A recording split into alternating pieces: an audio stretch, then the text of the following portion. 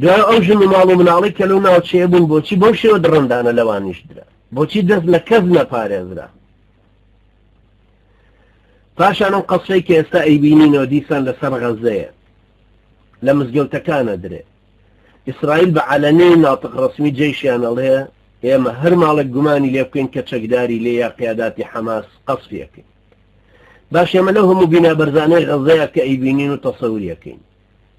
باشە چۆن نەتوانین تەصدیقی ئەمە بکەین بڵێن جێیشی ئیسرائیلی زانیوێتی ئیسماعیل هەنیە لە فڵان شوقەیە لە عیمارەیەکە کە 11 قات بەرزە لانی کەم